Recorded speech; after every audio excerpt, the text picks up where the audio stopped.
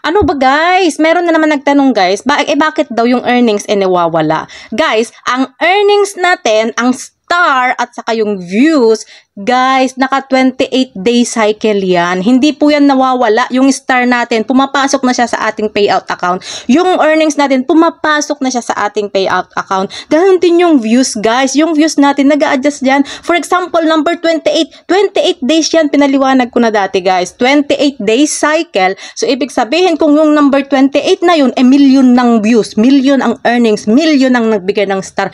Pero yung bagong pasok na, as today, yung bagong pasok ngayon, 100 lang yung earnings nun, 100 lang yung views, 100 lang yung star. So, anong total yung 28 days na yun? Same pa rin ba yung total nun yung kahapon? Hindi na guys. Naka 28 day cycle tayo guys. Alam nyo, hindi naman ito mahirap intindihin eh. Buksan nyo lang ang inyong mga kaisipan para inyong maintindihan. Okay? Madali lang naman intindihin ito guys. 28 day cycle. Pero kung gusto mo pa rin makita yung views mo kahapon o yung earnings mo kahapon, ilagay mo siya sa 90 day cycle para makita mo. Nandun yun siya guys. Hindi siya nawawala. Hindi nawawala ang mga earnings natin, ang mga star natin, ang mga views natin. Kahit pa siguro 10 beses ko ito ipaliwanag sa inyo, kung ayaw nyo naman intindihin guys, hindi nyo pa rin talaga maiintindihan. So dapat buksan natin ang ating kaisipan, aralin natin, pag-isipan natin. Okay?